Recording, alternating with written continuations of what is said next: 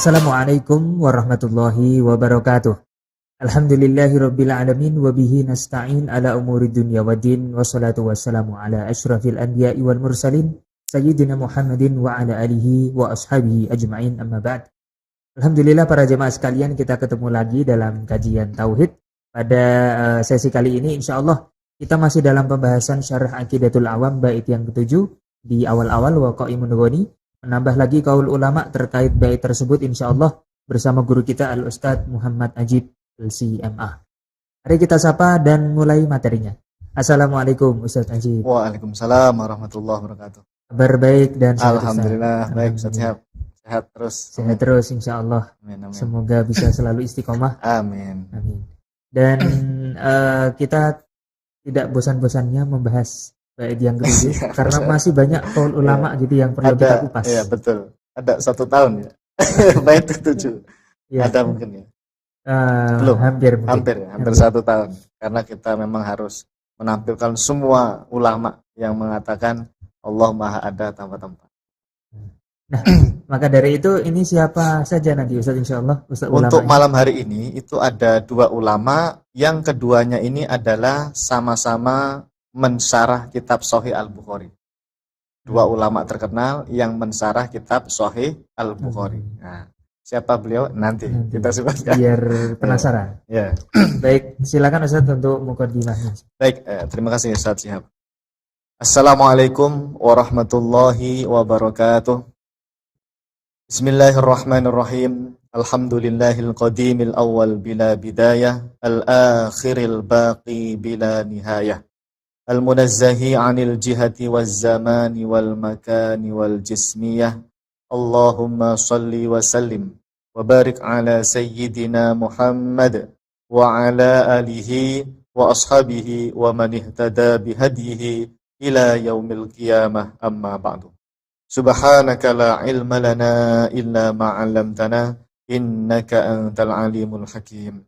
Allahumma anfa'na bima 'allamtana wa 'allimna ma yanfa'una wa zidna 'ilman nafi'a bi rahmatika ya arhamar rahimin. Amin.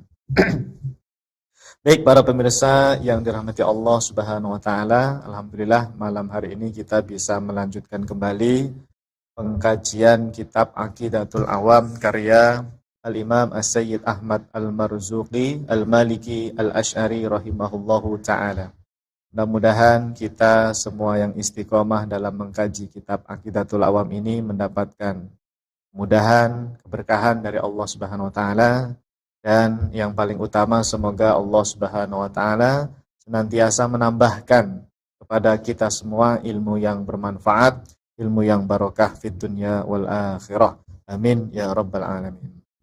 Baik, langsung saja jamaah, malam hari ini kita seperti biasa ya akan membacakan ibarah atau pernyataan dari para ulama kita terkait Allah Subhanahu wa taala Maha ada tanpa tempat, yang kaitannya dengan bait ketujuh dari kitab Aqidatul Awam, wa qaimun ghani. Wa qaimun ghani itu maknanya ada 2 ya. Siap. Makna yang pertama, Allah Subhanahu wa taala tidak membutuhkan apapun. Tidak membutuhkan segala sesuatu apapun. Dan makna yang kedua, Allah Maha ada tanpa tempat. Baik. Sekarang kita akan bacakan jamaah 2 ulama pensyarah Sahih Al-Bukhari. Yang pertama ini namanya Imam Ibnu Battal. Imam Ibnu Battal, nanti kita sedikit bicara tentang biografi beliau ya. Kemudian yang kedua nanti ada Al-Imam Badruddin Al-Aini, juga pensyarah Sahih Al-Bukhari. Masya Allah. Biasanya kan mungkin yang terkenal itu Fathul Bari, Imam Ibnu Hajar Al-Asqalani ya. Dan itu sudah kita baca fatwanya ya. Fathul Bari sudah kan tahun 900-an beliau. Tahun 800 ya, tahun 852 meninggal. Sudah kelewatan. Ini ternyata ada yang belum kesampaian tahun 400-an ini ya. Tahun 400 lagi. Ya, enggak apa-apa. Buat tambahan. Baik, kita baca dulu mukadimahnya. Siap, silakan. Al-Imam Ibnu Battal Al-Maliki Al-Asy'ari rahimahullahu taala yang wafat tahun 449 Hijriah telah berkata di dalam kitabnya Syarhu Sahihil Bukhari. Ya, jadi beliau punya kitab namanya Syarah atau Syarhu Sahih Al-Bukhari. Siapa Imam Ibnu Battal ini jamaah? Beliau ini nama aslinya ya Sotihab ya. Lengkapnya adalah Al-Imam Abul Hasan Ali. Berarti nama aslinya Ali. Ya. Abul Hasan Ali bin Khalaf bin Abdul Malik bin Battal. Jadi Ibnu Battal itu nama pendahulunya ya, kakeknya ya. Nama aslinya sih Ali tadi ya. Al-Bakri Al-Qurtubi. Berarti dari Cordoba. Gimana itu? Cordoba, Spanyol. Spanyol. Cordoba Al-Qurtubi. Dan beliau termasuk min kibari ulama Malikiyah. Termasuk ulama besar yang secara fikih bermadzhab Maliki. Min kibari ulama Malikiyah. Ulama besarnya madzhab Maliki lah di waktu itu ya, di zaman beliau. Sekitar tahun 400-an ya, 400 Hijriah. Nah, beliau jamaah sekalian itu mensarah kitab Sahih Al-Bukhari yang tadi disebut dengan apa? Syarhu Sahih Al-Bukhari. Sarah beliau ini kalau saya membaca Fathul Bari sering dikutip oleh Imam Ibnu Hajar Al-Asqalani. Ya, karena kan lebih dulu beliau kan ya. Sehingga Imam Ibnu Hajar Al-Asqalani yang tahun 852 itu yang meninggalnya tahun 852 Hijriah, dalam Fathul Barinya sering qala Ibnu Battal. Qala Ibnu Battal. Berarti apa? Maksudnya apa? Ya tadi beliau menukil pendapatnya Imam Ibnu Battal. Berarti Imam Ibnu Hajar Al-Asqalani itu mungkin khatam baca Syarah Bukhari ini. Mungkin ya. Ya. Tidak sezaman ya? Enggak, jauh. Ya. Nah ini 400. Imam Ibnu Hajar Al-Asqalani itu 800. Jauh. Berarti ya. Hampir 3 abad lebih mungkin. Iya, 300-an ya. Ya 300 tahun kemudian atau 400 tahun kemudian baru ada Imam Ibnu Hajar Al-Asqalani. Makanya Imam Ibnu Hajar itu sering mengutip beliau, sarah beliau ini. Qala Ibnu Battal, qala Ibnu Battal. Ini lebih salaf kan. Baik, intinya ya. Tapi yang unik beliau Asy'ari. Nah, iya. Secara akidah itu Asy'ari. Padahal Maliki biasanya Maturidi. Enggak. Tidak juga ya? Salah. Justru yang Maturidi itu Hanafi. Iya. Kalau antum tadi bilang Maliki itu pasti Maturidi, bukan. Justru kata para ulama, tidak ada ulama Maliki yang bermadzhab lain, pasti Asy'ari. Iya. Iya. Rata-rata Asy'ari. Iya. Kalau Syafi'i atau Hambali itu ada yang Asy'ari, ada yang mungkin Athari ya, Ahlul Athar gitu. Bahkan ada yang kena Mu'tazilah juga. Beberapa ulama Asy'ari Syafi'i itu ada yang kena I'tizal, Mu'tazilah itu ada. Tapi kalau Maliki kata para ulama mayoritas itu Asy'ari. Nah, ya mayoritas Asy'ari. Yang kadang Maturidi itu Hanafi. Ya, ulama-ulama Hanafi itu banyak yang bermadzhab Maturidi secara akidah. Baik, Imam Ibnu Battal Al-Maliki Al-Asy'ari rahimahullahu ta'ala. Kita baca ya kitab beliau Syarah Sahih Al-Bukhari. Wa qawluhu fa asta'dhinu ala rabbi fi darihi fadaruhu jannatuhu wa la ta'alluqa fihi lil mujassimati annahu ta'ala fi makanin li anna qawlahu fi darihi yahtamilu an takuna hadhil idafatu lillahi idafatan ila nafsihi ta'ala min af'alihi wa yahtamilu an yakuna qawluhu fi darihi raji'an ila nabiyyi sallallahu alaihi wasallam. Ta'wiluhu fa asta'dhinu ala rabbi wa ana fi darihi fadh-dharfu wal makanu hahuna lin nabiyyi sallallahu alaihi wasallam la lillahi ta'ala liqiyamid dalili ala istihalati khululihi fil mawadi. Baik, artinya silakan Ustaz. Sabda Nabi Shallallahu alaihi wasallam yang berbunyi, artinya kemudian aku meminta izin kepada Tuhanku di tempatnya. Yang dimaksud dengan di tempatnya adalah surga. Hadis ini tidak ada hubungannya dengan kelompok Mujassimah yang meyakini bahwa Allah berada di suatu tempat. Sebab lafadz di tempatnya itu bermakna idhofah, perbuatan atau ciptaannya Allah Subhanahu wa taala. Bisa juga lafadz di tempatnya itu bermakna tempatnya Nabi Shallallahu alaihi wasallam. Jadi kesimpulan takwilnya adalah kemudian aku meminta izin kepada Tuhanku ketika aku berada di tempat surganya. Intinya waktu dan tempat itu hanya berlaku bagi Nabi Shallallahu Alaihi Wasallam dan tidak berlaku bagi Allah Subhanahu Wa Taala. Sebab telah tegak sebuah dalil bahwa mustahil Allah Subhanahu Wa Taala berada di suatu tempat. Masya Allah, jelas sekali ya. Jadi jamaah yang dimuliakan Allah Subhanahu Wa Taala, Imam Ibnu Battal ini mensarah sebuah hadis kaitannya dengan syafaat, ya, hadis tentang syafaat bahwa Rasulullah Shallallahu Alaihi Wasallam itu minta izin kepada Allah, agar umatnya yang divonis masuk neraka itu dimaafkan atau kemudian dimasukkan ke dalam surga. Ini syafaat jemaah, ya. Kan umatnya Nabi itu yang muslim ya, yang beriman itu kan ada yang langsung masuk surga, ada yang mampir dulu.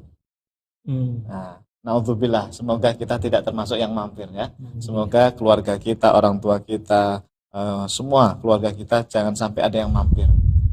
Insya Allah nanti masuk surga langsung lah, ya, tanpa transit.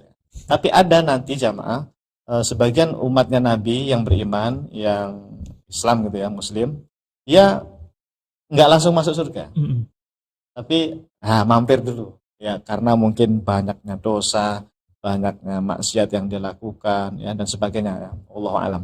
Nah, mereka itu ada yang dapat pertolongan melalui syafaatnya Rasulullah Shallallahu Alaihi Wasallam, ya, dapat syafaat ya. Masuk neraka tapi kemudian nanti langsung masuk ke surga. Ada yang seperti itu. Nah, Rasulullah minta izin kepada Allah, fa astadzinu ala rabbi fi darihi. Ada kalimat fi darihi. Darihi yang seolah-olah saya minta izin kepada Allah di tempatnya Allah, fi darihi. Dari ini apa nih maksudnya? Itu maksudnya itu pas Nabi di surga. Pas Nabi di surga minta sebagian umatnya itu ada yang dikeluarkan dari neraka. Nah, kan ada iskal di sini. Dari ini maksudnya tadi kan surga. Lah, apakah Allah itu di surga? Kok Nabi tadi minta izin kepada Allah, ala Rabbi tadi kan kepada Tuhanku, fi darihi di surga. Apakah Allah di dalam surga, bertempat di suatu tempat yaitu surga? Nah, kata Imam Ibnu Battal tidak, ya. Karena darihi yang tadi maknanya jannatuhu ta'ala, surganya Allah, itu idhofah semacam idhofah tamlik atau idhofah af'al. Kayak gini loh. Langit bumi ini milik siapa? Allah. Ardullah. Ardullah itu berarti buminya Allah. Apakah Allah di bumi? Tidak kan? Tidak. Itu menunjukkan bumi itu milik Allah. Ardullah, Baitullah, Arsyullah. Nah, sama ketika dikatakan jannatuhu, surganya Allah, atau daruhu, tempatnya Allah tadi. Itu maksudnya itu tadi loh, seperti kita menisbatkan bumi kepada Allah, ardullah, buminya Allah, kepemilikan, ciptaannya Allah. Surga itu ciptaannya Allah, gitu. Bukan menunjukkan bahwa Allah bertempat di surga, bukan, ya. Nah, makanya tadi kemudian ditakwil oleh Imam Ibnu Battal, wa ta'wiluhu fa astadzinu ala rabbi wa ana fi darihi. Jadi yang di dalam surga itu sayanya, wa ana fi darihi, di dalam surga. Fadzarfu wal makan, adapun waktu, kan itu menunjukkan waktu kan itu. Pada saat nanti di akhirat kan menunjukkan waktu itu. Wal makan termasuk tempat surga itu. Ini adalah penisbatan kepada Nabi ya. Waktu dan tempat itu hanya berlaku bagi Nabi Shallallahu Alaihi Wasallam, tidak berlaku bagi Allah. Karena tempat, waktu itu ya memang ciri khas makhluk begitu. Adapun Allah tidak berlaku itu waktu ataupun tempat bagi Allah Subhanahu wa taala. Nah, kemudian ditutup oleh Imam Ibnu Battal dengan kalimat liqiyamid dalil ala istihalati hululihi fil mawadi. Apa itu? Liqiyamid dalil, karena tegaknya sebuah dalil. Maksudnya apa? Tegaknya apa maksudnya? Maksudnya dalil itu sudah ditetapkan oleh para ulama, baik secara dalil syar'i maupun dalil akli, bahwa mustahil Allah itu berada di suatu tempat. Kenapa? Karena yang berada di suatu tempat itu sudah pasti makhluk. Ciri khas makhluk yang namanya bertempat itu. Ya, ciri khas daripada makhluk. Dan Allah itu laisa kamitslihi syai'un, tidak serupa dengan apapun, ya. Baik. Nah, langsung kita baca kesimpulannya. Silakan. Pada keterangan di atas jelas sekali bahwa Al-Imam Ibnu Battal Al-Maliki Al-Asy'ari rahimahullahu taala secara tegas telah menyatakan bahwasannya Allah Subhanahu wa taala Maha Suci dari yang namanya bertempat. Ini artinya beliau meyakini bahwasannya Allah Subhanahu wa taala Maha ada tanpa tempat. Oke. Allah Subhanahu wa taala Maha ada tanpa tempat. Pokoknya kalimatnya tadi, liqiyamid dalil ala istihalati hululihi fil mawadi'. Kalau Allah tidak bertempat, ya berarti Allah bukan di aras, bukan di surga, bukan di bumi, bukan di langit. Bukan. Allah Maha ada tanpa tempat. Sama sekali tidak bisa dibayangkan, tidak bisa dijangka oleh akal kita. Biasanya orang itu bingungnya begini saja. Bukankah nanti kita di surga melihat Allah? Melihat Allah Subhanahu wa taala. Lah, berarti kan Allah di surga dong, gitu. Karena kan ahlu sunnah sepakat nih bahwa di surga itu kita bisa melihat Allah, ru'yatullah. Istilahnya kalau di tauhid namanya ru'yatullah, melihat Allah Subhanahu wa taala.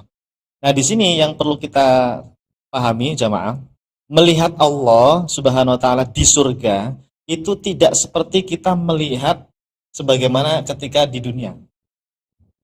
Kalau kita melihat di dunia ini ya memang harus berada di suatu tempat. Yang kita lihat objeknya itu berada di depan kita. Ada bentuknya, ada jarak tertentu gitu kan. Nah, karena yang kita lihat itu makhluk. Jisim yang kita lihat itu makhluk. Bayangan kita masih berupa makhluk. Nah, itu dia. Adapun nanti di sana itu jamaah, karena Allah ini bukan makhluk dan kita tidak tahu hakikat zat Allah, maka tidak berlaku itu penglihatan yang seperti di dunia.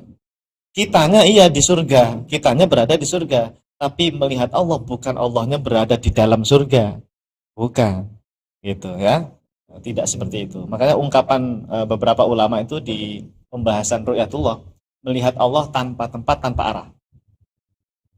Jadi mata kita ini nanti dibuka hijab. Nanti ada nih di syarah yang berikutnya. Jadi penduduk surga itu matanya itu dibuka hijabnya. Nanti ada pembahasannya ya. Tapi Ustaz, mungkin saya akhirnya berpikir, kenapa Nabi Shallallahu Alaihi Wasallam mengatakan fidarihi, fidarillah, tempatnya Allah. Padahal seandainya orang awam itu memaknai perkataan beliau, akhirnya berlogika tadi yang salah. Allah itu berada di suatu tempat. Ya, fidarihi. Ya, padahal memang kalau ditakwil oleh Ibnu Battal tadi, jannatullah, surganya Allah. Nah, itu kan malah ini ya, pemahaman para ulama. Iya, malah mengarah untuk orang awam, berarti Allah di situ gitu ya. Iya. Tapi begini, karena begini, biar nanti ketika ketemu kalimat surga itu nanti langsung bisa ditakwil. Karena kalau kita nggak dikasih mana surga ini, fidarihi, di tempatnya Allah, berarti Allah berada di suatu tempat, nah, kan langsung ke sana ngarahnya. Nah, sehingga jalurnya itu dibelokkan dulu. Biar di sini maknanya adalah surga, di mana surga itu tempat Nabi, bukan tempatnya Allah. Oke. Nah, gitu ya, kira-kira seperti itu.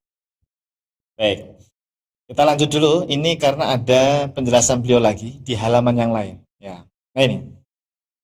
Kemudian di halaman berikutnya jemaah, kalau tadi halaman berapa? 465 ya. Ini nanti di halaman 466. Ya, masih di halaman yang berikutnya. Al-Imam Ibnu Battal Al-Maliki Al-Asy'ari rahimahullah ta'ala juga secara tegas mengatakan bahwa Allah Subhanahu wa ta'ala bukan berupa jisim. Dan Allah Subhanahu wa ta'ala maha ada tanpa tempat. Nah, ini ada 2 poin di sini. Di halaman berikutnya beliau menyebutkan 2 poin. Allah bukan jisim dan Allah maha ada tanpa tempat. Coba dibaca. Ini apa antum nih? Ya. Wa qawluhu fil haditsil akhar wa ma bainal qaumi wa baina ayanzuru ila rabbihim illa ridhaul kibriya ala wajhihi fi jannati adn. Fala ta'alluqa fihi lil mujassimati fi itsbatil jismi wal makan. lima taqaddama min istihalati kaunihi jisman aw halan fi makanin.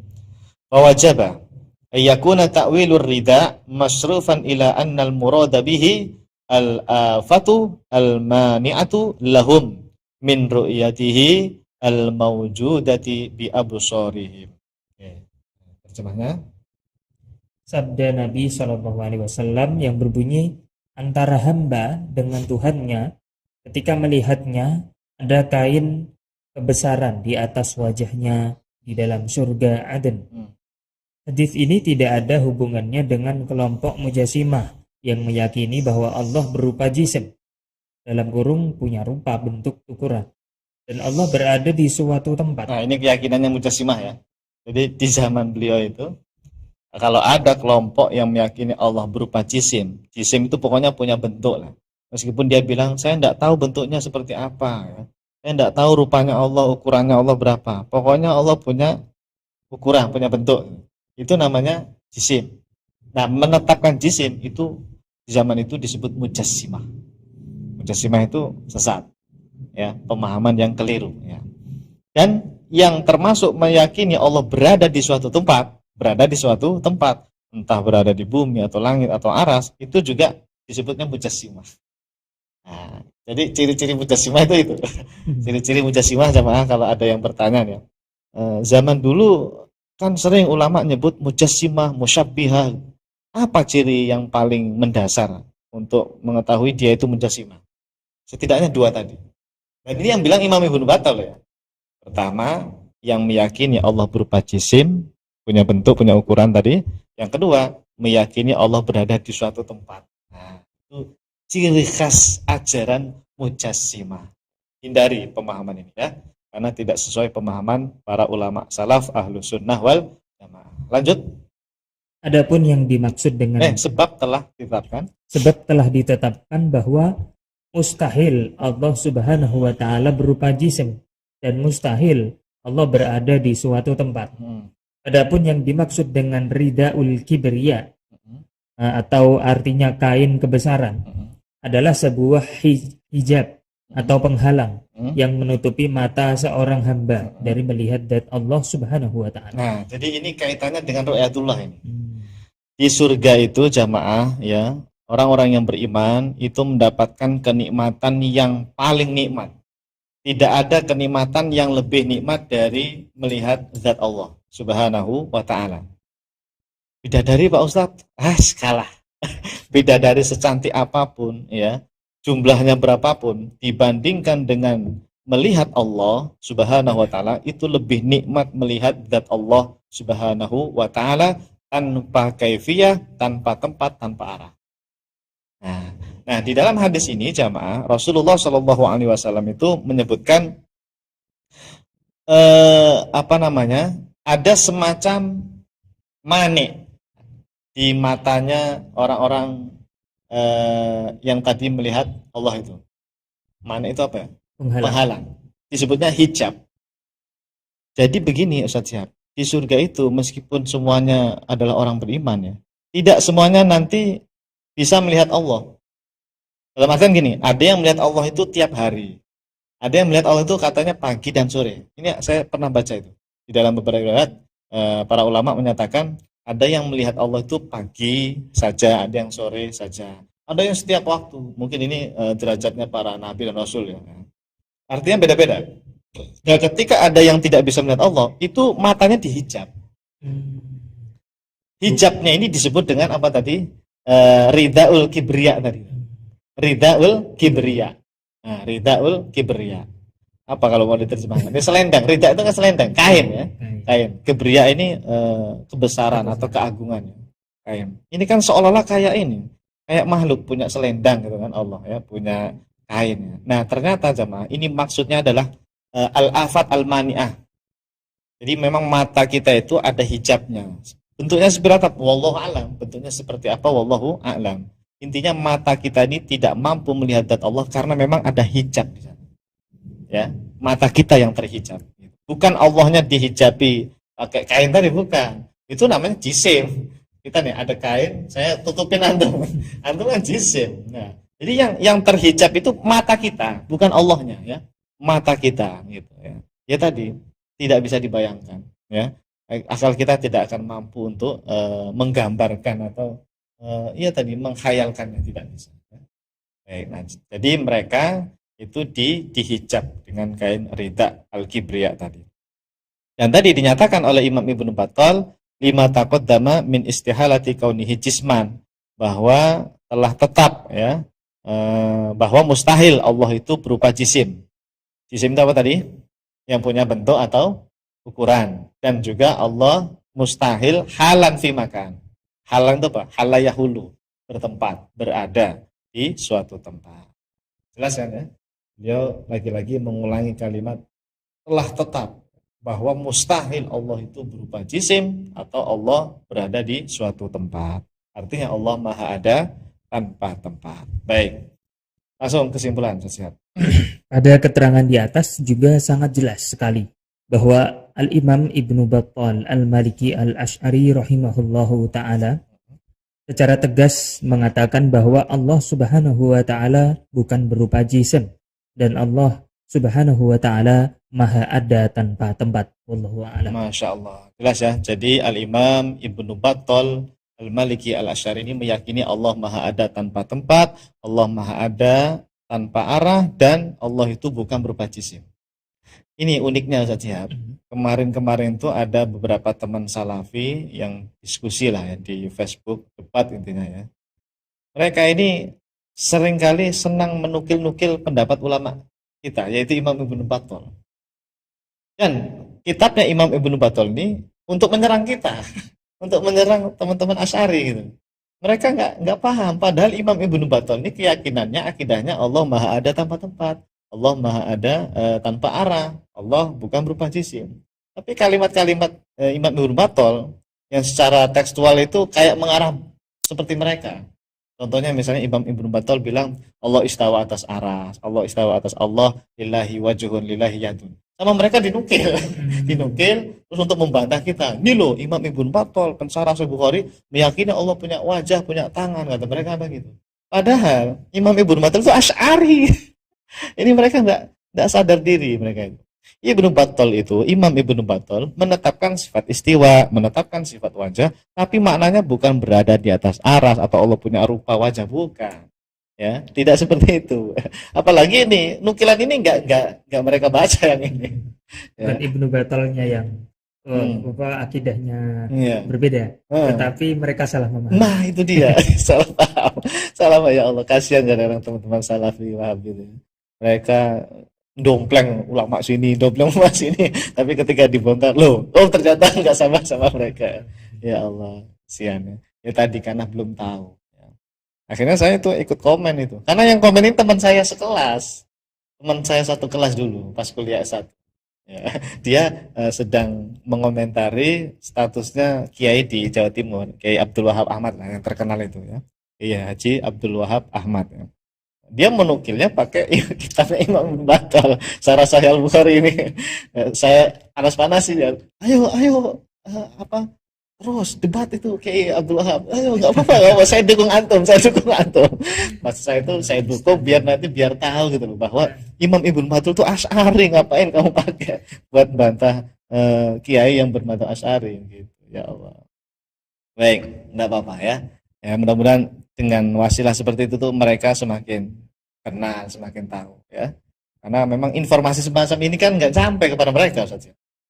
Makanya saya memang niatnya itu nggak apa-apa lah ini setahun nampilin ibarat para ulama ya, tapi tujuannya tadi siapa tahu nanti ini dibaca oleh mereka, dibaca oleh orang-orang lain yang tidak tahu. Oh ternyata ada di kitab ini, oh ternyata kan orang enak saja. Udah ada nama kitabnya saja, ada ibarahnya, sudah saya terjemahkan bahkan jilid halamannya jelas. Jadi nggak usah capek-capek lagi dah jamaah di rumah itu sudah. Oh ya. Ini di kitab Umdatul Qari, baca nih halaman berapa ini Ustaz Tajib? Oh iya ada. Saya nggak mengada-ada ini kalimat ini jemaah. Yang capek biar saya aja di rumah. Saya bacain di kitab-kitab para ulama. Nah, jamaah tinggal ngecek aja ya. Di halaman berapa, pakai maktabah Syamilah bisa. Jazakumullah khairan. Alhamdulillah. Baik, sekarang lanjut Yang berikutnya Imam Badruddin Al-Aini. Silakan.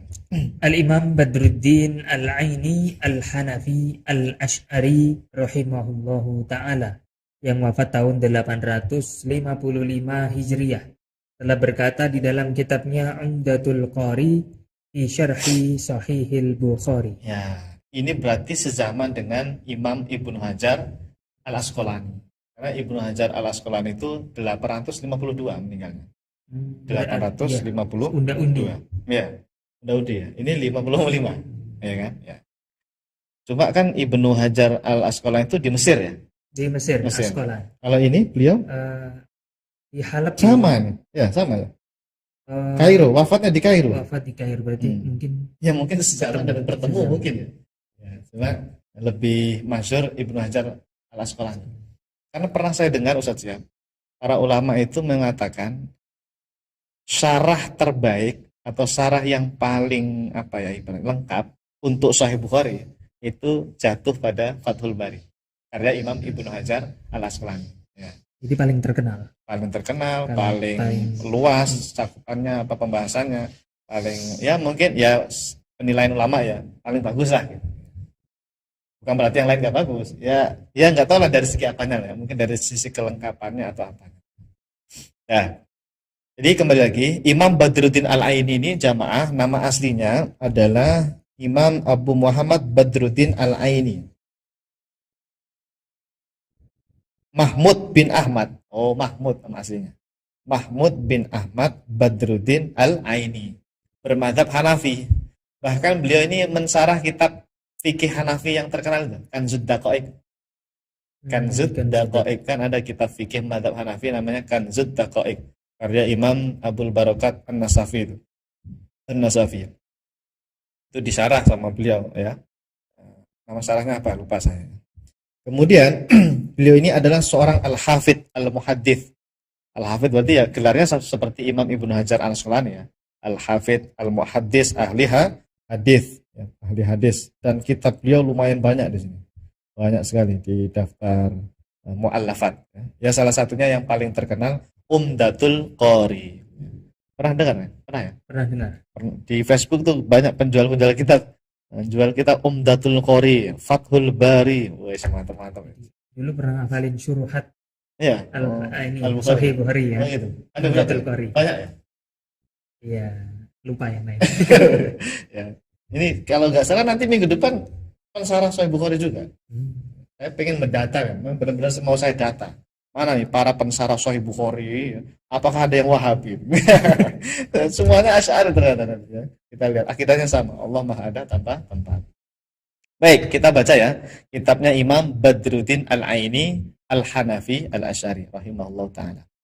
Beliau mengatakan al-imanu billahi huwa at-tasdiqu biwujudihi ta'ala.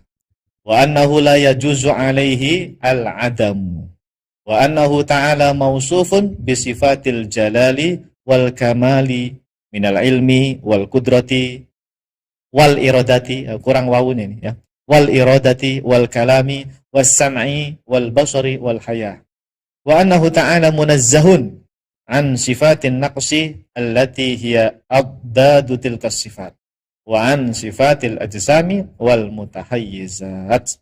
Artinya beriman kepada Allah Subhanahu wa taala maksudnya adalah membenarkan bahwa Allah Subhanahu wa taala Maha Ada. Sesungguhnya tidak berlaku bagi Allah Subhanahu wa taala suatu ketiadaan. Sesungguhnya Allah Subhanahu wa taala disifati dengan sifat-sifat keagungan dan kesempurnaan seperti sifat ilmu, qudrah, iradah, kalam, sama', basar, dan haya. Sesungguhnya Allah Subhanahu wa taala disucikan dari sifat-sifat kekurangan yang merupakan kebalikan dari sifat-sifat tersebut, dan juga disucikan dari sifat-sifat jism dan sifat-sifat segala sesuatu yang bertempat. Masya Allah. Ini ada poin yang bagus sekali. Ini seperti konsep sifat 20. Kita lihat ya. Ada 3 poin yang saya garis bawahi. Yang pertama, Imam Ibnu Battal mengatakan sesungguhnya tidak berlaku bagi Allah suatu ketiadaan. Ibnu Batal atau Badruddin? Oh ya, mohon maaf. Ngantuk ini. Imam Ibnu Badrun ya, mohon maaf ya. Imam Badruddin Al-Aini. Sengaja biar antum nggak ngantuk. Imam Badruddin Al-Aini itu mengatakan wa annahu la yajuzu alaihi al-adam. Jadi nggak berlaku ya al-adam bagi Allah. Tidak berlaku. Kalau makhluk itu begini saja. Awalnya al-adam, terus al-wujud, nanti al-adam, nanti al-wujud lagi. Kita nih manusia berasal dari al-adam, ya kan? Habis itu diciptakan Allah, berarti al-wujud. Jadi dari mani Adam, Ustaz. Mani itu Adam. Iya kan dulu nggak ada. Nggak ada. Semuanya nggak ada. Semuanya nggak ada. Oke. Iya, semuanya nggak ada. Makanya berasal dari al-adam. Setelah itu baru ada, namanya al-wujud. Setelah itu nanti kan kita mati, al-adam. Berarti kita ini mengalami al-adam dua kali ya. Al-adam pertama sama al-adam al-akhir. Kalau Allah jamaah, al-adam pertama kita coret, al-adam terakhir kita coret. Allah itu seperti itu. Makanya Allah maujudun bila hidayah, maujudun bila bidayah, maujudun bila nihayah. Ya, Allah itu maha ada tanpa permulaan dan tanpa akhiran. Wal awalu wal akhir. Tidak berlaku al-adam. Baik al-adam yang pertama maupun al-adam yang terakhir. Kalau manusia atau makhluk secara umum itu mengalami al-adam. Dari memang ketiadaan al-adam baru kemudian al-wujud. Gitu ya. Itu poin pertama. Yang kedua, kata Imam Badruddin Al-Aini, Allah itu disifati dengan sifat al-jalal wal kamal. Beliau mencontohkan sifat kamal di sini. Sifat kesempurnaan ya, sifat yang mulia, yaitu al-ilmu, qudrah, iradah, kalam, sama, basar, haya. Ini kalau sifat 20 namanya sifat apa? Kan ada namanya sifat nafsiyah, salbiyah, ma'ani, ma'nawiyah. 20 sifat itu kan dibagi menjadi 4 kategori saja. Wujud kita bakok yang 20 itu dibagi-bagi, diklasifikasikan menjadi 4. Ada yang termasuk nafsiyah, ya, sifat nafsiyah, ada yang termasuk salbiyah, ada yang termasuk ma'ani, sifat ma'ani, ada yang termasuk ma'nawiyah. Nah, ini termasuk yang mana? Ayo, ini pelajaran dulu ini. Ya, dulu pernah kita bahas ya. Dulu kan masih online ya. Saya dari Bekasi, antum di sini gitu ya. Pakai Zoom. Ya, zaman dulu ya. Kita pernah itu zaman bahas sifat 20 klasifikasinya. Kalianlah murojaah. Okay. Jadi gini, yang sifat nafsiyah itu cuma satu, sifat wujud. Nafsiyah yang pertama menunjukkan Allah itu maha ada, zat Allah ada, makanya disebutnya nafsiyah. Punya Allah. Ya, Allah maha ada. Baik. Kemudian yang kedua salbiyah. Salbiyah ini sifat yang untuk meniadakan kekurangan. Nakes, sifat nakois. Ada 5. Idam, bako, mukhalafatul hawadisi, qiyamu binafsi, wahdaniyah. 5 itu. Nah, 5 ini namanya sifat salbiyah. Kenapa dinamakan salbiyah? Salb itu meniadakan kekurangan. Kan kita kan tidak. Terjemahkan tidak. Tidak berawal. Tidak berakhir. Idam, bako, mukhalafah, tidak serupa dengan makhluk. Qiyamu binafsi, tidak butuh pada yang lain. Wahdaniyah, tidak ada duanya. Nah, sifat yang tidak itu maksudnya itu salbiyah, meniadakan kekurangan. Mau komen apa tadi? Nggak jadi. Nggak jadi. Oke. Baik, itu namanya salbiyah. Nah, setelah salbiyah namanya ma'ani. Ma'ani itu ini, sifat ini. Jadi sifat jalal, sifat kamal itu jamaah qudrah, iradah, ilmun, hayah, sama, basar, kalam. Cuma tadi urutannya di sini kan kebalik-balik. Dari ilmu dulu, ilmu, qudrah, iradah, kalam, sama, basar, hayah. Kalau di sifat 20 kan setelah wahdannya itu qudrah dulu. Qudrah, iradah, ilmun, hayah, sama, basar, kalam. Jadi nomor 7 sampai nomor 13 kalau di urutan sifat 20 itu disebut sifat ma'ani. Sifat inti. Intinya inti, core of the core. Sifat jalal, sifat kamal tadi jamaah ya. Bahkan saya pernah baca Ustaz Shihab, untuk sifat nomor 1 sampai yang salbiyah, yang idam, baqo, mukhalafah tadi sampai wahdannya, itu nggak bisa dilihat. Karena itu bukan bukan sifat yang qaimah bidzatilah, enggak. Yang sifat qaimah bidzatilah itu sifat ma'ani. Maknanya apa? Kata Syekh Nawawi, lau kushifa 'annal hijab la ra'ainaha. Kalau nanti di akhirat Allah buka hijab di mata kita ini, kita bisa itu melihat sifat Allah yang qudrah, iradah, ilmun, hayah, sama, basar, kalam itu. Tapi bila kaifiyah, pokoknya tanpa tempat, tanpa arah. Gitu. Karena ini sifat zat namanya, sifat dzatiyah. Ya, beda dengan wujud kita bahwa itu sifat yang tidak ada itu ya di kepala kita aja. Allah tidak seperti ini, tidak seperti itu gitu. Tapi kalau ini kudrah iroda, ini sifat zatnya Allah gitu.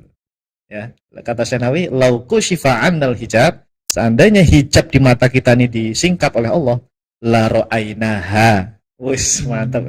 Kita bisa melihat sifat kamalnya Allah tadi itu. Ya mungkin nikmatnya seperti tadi melihat zat Allah itu. Mungkin saya bisa menganalogikan begini sih.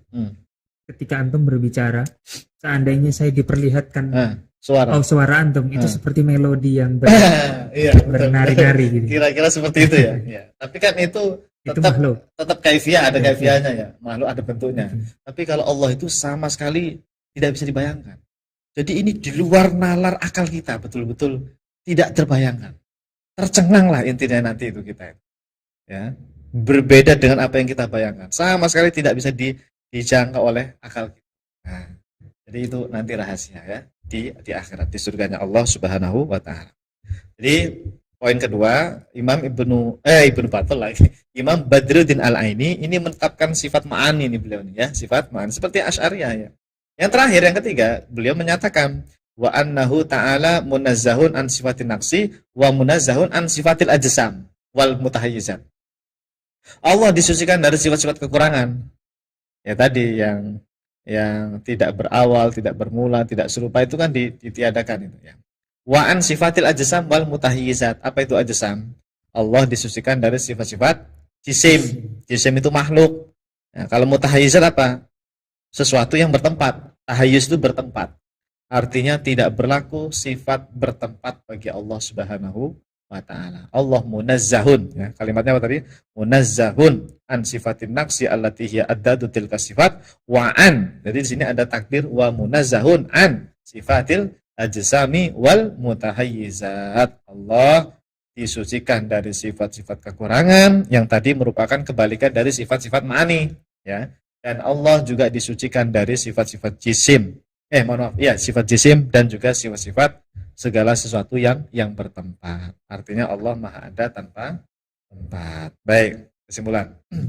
Pada keterangan di atas jelas sekali bahwa Al-Imam Badruddin Al-Aini Al-Hanafi Al-Asy'ari rahimahullahu ta'ala secara tegas telah menyatakan bahwasanya Allah Subhanahu wa ta'ala Maha Suci dari sifat bertempat. Ya. Sebab sifat bertempat di suatu tempat itu termasuk ciri khas makhluk. Ciri khas makhluk hidup. Ya. Baik, jelas ya. Artinya Imam Badruddin Al-Aini, pensarah kitab Sahih Al-Bukhari, dalam kitab Umdatul Qari menyatakan bahwa Allah itu Maha Suci dari tempat. Ya. Nah, tempat adalah ciri khas dari ajsam atau tadi mutahayyizat, makhluk. Baik, kemudian berikutnya, ini di halaman yang lain saja. Coba dibaca dulu. Kemudian di halaman lainnya, Al-Imam Badruddin Al-Aini Al-Hanafi Al-Asy'ari rahimahullahu ta'ala secara tegas mengatakan bahwa Allah Subhanahu wa ta'ala Maha Suci dari jihah atau arah dan Maha Suci dari bertempat di suatu tempat. Nah, ini lebih detail lagi. Jadi beliau menafikan jihah. Jihah itu arah, ya, arah depan, belakang, kanan, kiri, atas, bawah. Dan juga menyatakan Allah tidak berada di suatu tempat.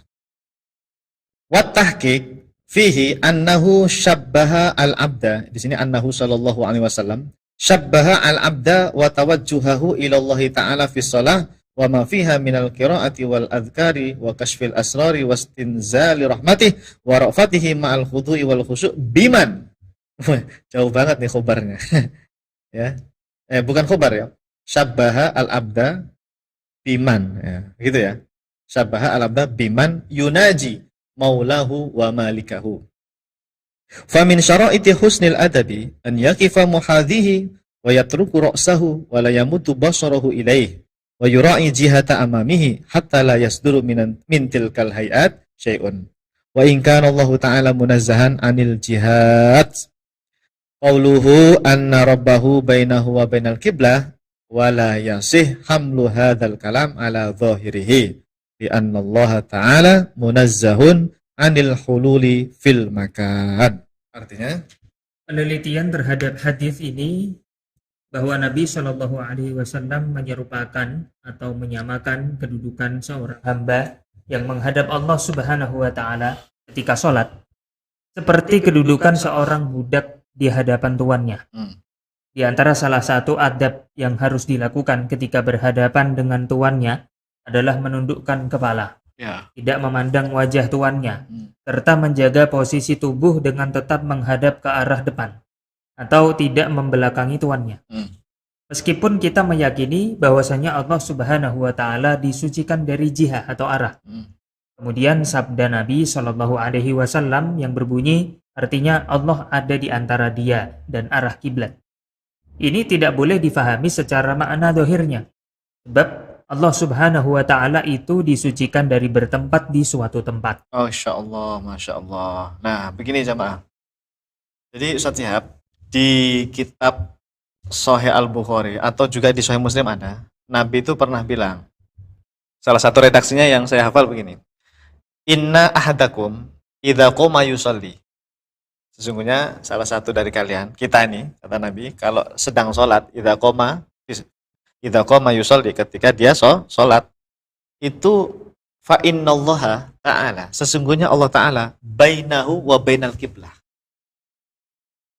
Allah ada di antara dia dengan arah kiblat. Artinya apa? Ketika kita sholat, kata Nabi, Allah itu ada di hadapan orang yang sedang sholat. Itu secara tekstualnya seperti itu. Sabda Nabi mengatakan, fa innallaha ta'ala bainahu wa bainal qiblah. Ini hadis Sahih Bukhari dan Sahih Muslim juga. Nah, apakah dengan hadis ini kemudian kita menetapkan bahwa Allah itu berada di depan orang yang sholat? Enggak dong. Enggak ada orang yang memahami seperti itu. Antum sholat di sini, sono ada lagi yang sholat di sana, ada yang sholat di Ka'bah, ada yang sholat di masjid sana. Nah, ini dalam satu waktu sholat semua nih. Terus gimana? Allah berarti hulul. Allah ada di mana-mana kan begitu. Nah, ini tambah sesat lagi. Maka kata Imam Badruddin Al-Aini jamaah, sebetulnya ketika Nabi bilang seperti itu hanya untuk mentasbih penyerupaan dari segi adab. Dari segi apa? Sikap khudu tadi, khusyuk, sama seperti halnya kalau ada pembantu sedang menghadap tuannya itu, dia kan hormat banget kan. Nah, misalnya apa? Pas dipanggil sama tuannya atau seorang rakyat dipanggil pemimpinnya ya, rajanya, itu kan ketika dia menghadap tentu dengan menunduk kepala, sopan ya, menunduk kepala, dan kemudian apa tadi? Tidak berani melihat, menatap langsung wajahnya. Itu ciri-ciri adab seorang hamba kepada tuannya. Seperti itu kan. Menghadap ke tuannya tapi tidak melihat langsung. Menunduk itu, yatruku ra'sahu tadi. Kemudian wa yura'i jihata amamihi, menjaga arah depan. Jadi enggak di belakangnya itu tuannya. Itu kan adab-adab yang dilakukan seorang hamba kepada tuannya. Nah, orang sholat itu seperti itu. Di tasbih itu apa? Diserupakan seperti seorang hamba terhadap tuannya. Tapi dengan keyakinan, kata Imam Badruddin Al-Aini, wa in kana Allahu ta'ala munazzahan anil jihad. Dengan keyakinan apa? Allah itu disucikan dari arah. Jadi kita sholat itu memang menghadap Allah jamaah. Menghadap Allah. Makanya kita kan sholat itu menunduk. Enggak ke atas itu kan ya. Enggak juga menghadap ke depan. Tapi apa? Menunduk kita, melihat ke tempat sujud ya. Kemudian kita menghadap ke kiblat dan apa tadi salah satunya? Ya, mengarah ke depan lah ya, mengarah ke depan. Tadi diibaratkan sebagai bentuk khudu' dan khusyuk seperti itu. Ya, bentuk apa? Al-khudu' itu tunduk, khusyuk itu ya sebagai bentuk khusyuk kita, ya begitu. Bukan menunjukkan Allahnya berada di depan. Jadi, kana Allahu ta'ala munazzahan anil jihad. Allah itu disucikan dari arah. Allah bukan berada di arah depan kita, bukan. Gitu. Jadi salah Ustaz Syihab kalau ada yang meyakini pas sholat Allah itu di depan kita. Tidak boleh. Tidak boleh. Bahwa sholat itu menghadap Allah, iya benar. Tapi tidak boleh meyakini Allah berada di depan kita pas sholat gitu. Tidak boleh. Ya, paham? Oke. Agak tipis ya, Ustaz. Maksudnya tadi Allah itu kan di antara kiblat dengan kita. Mm-mm. Kemudian jadi seolah-olah itu Allah ada gitu. Mm-mm, mm-mm, mm. Nah, itu bagaimana? Jadi, Agak sulit memang. ya, jadi begini, kita sholat menghadirkan Allah. Hmm. Menghadirkan Allah, tapi bukan bermakna kemudian membayangkan Allah berada di depan kita secara fisik, bukan. Kan Allah bukan jisim. Tuh. Iya, sehingga jisim itu yang bukan jisim ya, yang bukan jisim itu tidak berada di suatu tempat. Jadi tadi kembali lagi tidak bisa dibayangkan Allah itu, ya.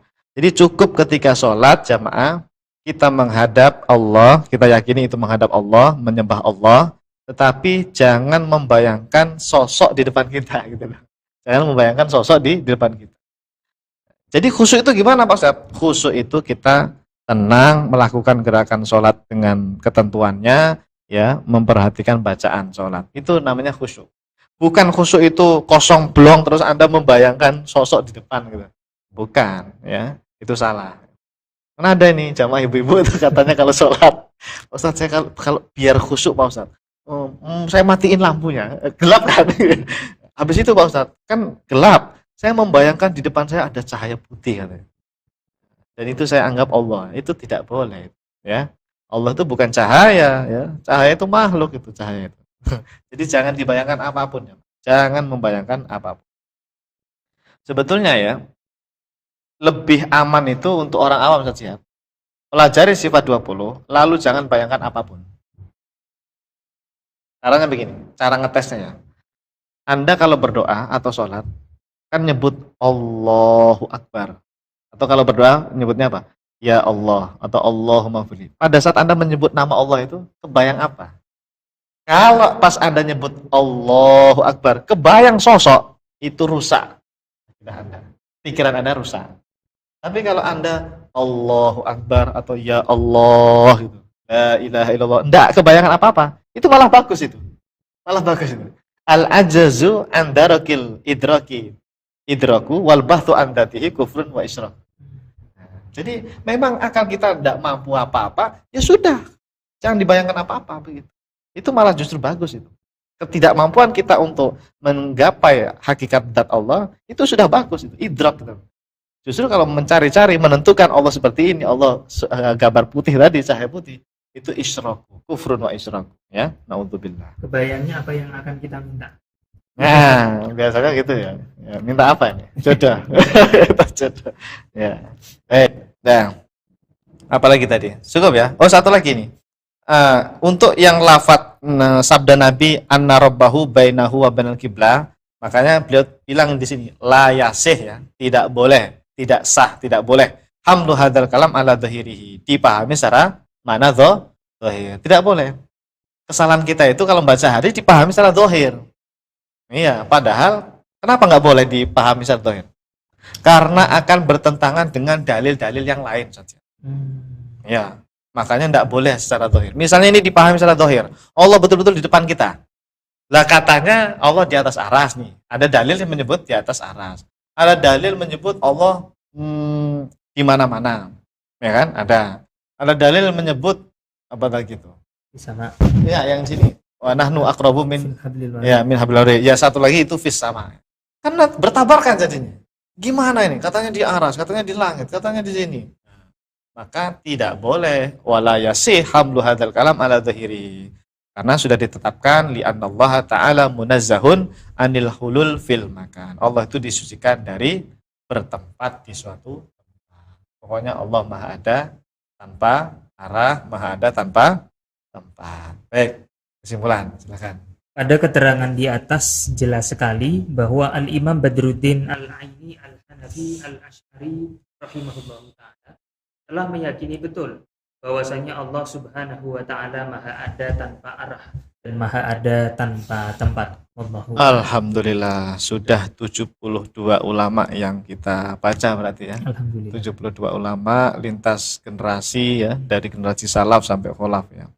Jadi memang mayoritas jamaah ya, ulama ahlus sunnah itu meyakini, sama-sama meyakini Allah Maha ada tanpa tempat, Allah Maha ada tanpa arah. Allah bukan di bumi, bukan di langit, bukan di aras. Allah itu tidak bisa dibayangkan. Ya, jangan dikhayalkan, jangan dibayangkan. Nah, akal kita itu tidak nyampe, tidak Makanya ada ungkapan begini, la tudrikuhu al-auham. Apa itu terjemahnya? Allah itu tidak bisa digapai oleh auham. Ya, waham itu kan pikiran atau khayalan. Jadi Tuhan kita itu betul-betul maha rahasia, ya. Sampai tidak bisa dijangkau oleh akal manusia. Akal kita terbatas. Jadi gimana dong Pak Ustadz kita tahu Allah? Tadi mengenal Allah itu bukan mengenal hakikat, mengenal sifat-sifatnya saja. Kenali sifatnya saja. Jadi beda, mengenal Allah itu nggak kayak mengenal Ustadz Syihab. Kalau saya mengenal Ustadz Syihab kan, saya membayangkan bentuknya, ganteng, tinggi, gitu ya. Belum menikah, nah, tinggalnya di mana? Kan saya tahu kan ya. Terus apalagi? Biasanya kalau orang penasaran tuh kan, umurnya berapa Ustadz Syihab ini? Udah nikah apa belum? Nah, ngakunya sih belum, tapi tahu-tahu udah punya kan? Kita nggak tahu kan? Ya, gitu. Artinya apa? Artinya mengenal makhluk ya seperti itu. Tapi mengenal Allah jamaah tidak sama seperti kita mengenal manusia. Mengenal Allah itu bukan mengenal hakikat zatnya, tapi cukup mengenal sifatnya saja. Memang akal kita nggak mampu menggapai hakikat zat Allah, ya jadinya ya sifat-sifatnya saja yang kita ketahui. Allah itu maha ada, Allah itu maha ada tanpa awal, maha ada tanpa akhir. Allah tidak serupa dengan makhluk, Allah maha ada tanpa tempat, Allah maha ada tanpa arah, Allah maha kuasa, maha mengetahui, maha hidup, maha mendengar, maha melihat. Allah yang menciptakan alam semesta ini. Jadi kalimat-kalimat itu aja yang kita konsumsi di kepala kita. Di Al-Quran juga gitu kok. Alhamdulillahilladzi khalaqas samawati wal ardh. Bahasanya begitu. Yang menciptakan langit bumi, yang menciptakan apa begitu. Zulumat wan nur. Tidak ada Allah yang bentuknya bulat misalnya. Tidak ada ayatnya sama. Tidak ada. Allah itu mengajarkan dalam Al-Quran secara umum. Kalau pengen tahu, pengen kenal saya, kenali sifat-sifat saya. Laisa kamitslihi syai'. Qul huwallahu ahad. Allahus samad. Lam yalid wa lam yulad. Jadi kalimatnya itu begitu. Kalimat Al-Qur'an. Wa lam yakul lahu kufuwan. Wallahu a'lam bishawab. Cukup Ustaz ya? Cukup ya? Oke, cukup Ustaz. Tadi bicara tentang kiblat, arah sholat dan lain-lain, hadis yang berkaitan dengan itu. Ya. Ini juga tentang fikih ya Ustaz. Tentang keseharian kita dalam sholat. Nah ini bagaimana sih kita hukumnya, arah kita harusnya bagaimana? Dan sekarang ini masjid-masjid seringkali ada kaligrafinya, bahkan lukisan surga. Kemudian di sajadah itu ada tulisan Allah, ada Ka'bah dan lain-lain yang mungkin bermaksud kita agar lebih khusyuk. Nah, bagaimana ini komentar Ustaz tentang semacam itu?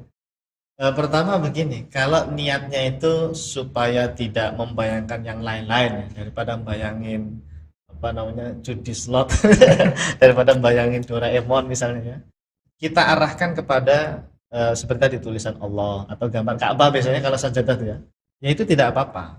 Hanya saja tadi jangan sekali-kali meyakini kalau Allah itu misalnya. Tidak ada kan orang meyakininya itu, nggak ada kayak. Tadi sebatas untuk membantu tidak memikirkan yang lain-lain gitu aja, tidak masalah sih. Jadi kaligrafi bertuliskan Allah dan Muhammad tidak masalah. Cuma yang jadi masalah itu ya, tapi nggak ada juga sih orang meyakini pada saat sholat ada tulisan Allah, ini Allah nih saya sembah, bukan. Nah, dia itu menghadirkan tulisan Allah itu ya tadi mungkin supaya dalam pikiran itu Allah begitu. Tidak meyakini itu Tuhan saya, bukan. Tulisannya itu bukan. Itu adalah lafadz Allah yang menunjukkan zat Allah. Nah, lafadz Allah yang menunjukkan zat Allah. Ini ada tulisan Allah di dinding Allah. Apakah Allah itu? Bukan kan? Bukan. Itu adalah lafadz yang menunjukkan Allah. Sama kayak nanti itu perdebatan ilmu kalam. Kan Al-Quran itu kalam Allah. Ya. Al-Quran. Apakah Al-Quran itu kalamnya Allah yang sifat kalam? Bukan. Itu Quran adalah menunjukkan kalamnya Allah yang qadim. Seperti tadi kita bilang, ini tulisan Allah, bukan Allah ini. Ini adalah tulisan yang menunjukkan Allah. Allah itu ada. Itu tulisan yang menunjukkan kepada kita Allah. Tapi Allah bukan itu kan? Bukan, itu tulisan. Sama. Al-Quran itu kalamullah. Tapi apakah lafaz Al-Quran itu kalam Allah yang asli, yang dzati maksud saya, kalam qadim? Bukan kan? Ini adalah lafaz yang menunjukkan kalamnya Allah. Lafaz yang menunjukkan kalamnya Allah. Ini pusing. Nanti itu perdebatan di sifat kalam, ya. Sesama Ahlus Sunnah dengan ahli bid'ah itu nanti ada khilaf, bahkan sesama Ahlus Sunnah nanti khilaf juga. Ya, ada khilaf ya. Baik, nanti kalau nggak salah sifat kalam masih lama ya. Qiyamu bi nafsihi wa daniyah kudra irada ilmu haya sama basar kalam. Terakhir itu ya. Insyaallah. Ini berarti kita di sifat yang keberapa nih? 5. Kelima ya. Wahdaniah belum. Kok Mukhalafah yang bi nafsi. Ya, baru kelima. Masih ada 7 lagi. Ya. 8 lagi. 5 berarti ya 8 lagi. 8 kalau 13. Kalau kita 20 ya. Berarti enggak. Begini, 13 atau 20 itu sebetulnya sama aja. Hanya pengulangan yang sisanya. Iya, yang 20 itu yang dari 14 sampai 20 itu sebenarnya sebagai bentuk bantahan untuk Mu'tazilah aja. Pada intinya itu 13 ya, Pak. Makanya kalau saya ceramah di mana-mana, kemarin terakhir di Telkomsel itu, saya bilang ke jamaah, sebetulnya kita belajar sampai 13 saja sudah cukup. Sudah cukup. Adapun yang 14 sampai 20 itu tambahan. Penjelasannya sama kok. Seperti sifat kudrah irodah yang sampai 13 itu. Sama. Jadi nanti kita bahasnya sampai kalam saja, sampai sifat 13. Ya, semoga bisa diistiqomahkan, Insya diberikan Allah. umur panjang, Insya bisa Allah. mempelajari Amin. semuanya Amin. Amin. secara Ya Allah. Ya. mendetail insyaallah. Amin. Terima kasih Ustaz Ajib. Ya, sama-sama. Dan para jamaah sudah membersama kita. Mari kita tutup dengan bersama membaca doa Ratul Majlis. Subhanakallahumma wa bihamdika asyhadu an la ilaha illa anta astaghfiruka wa atubu ilaik. Kami mohon undur diri. Wassalamualaikum warahmatullahi wabarakatuh. Salurkan infak terbaik Anda untuk Rumah Fikih Indonesia melalui Bank Syariah Indonesia dengan rekening 3353158410 dan juga Bank Muamalah dengan rekening 36006321.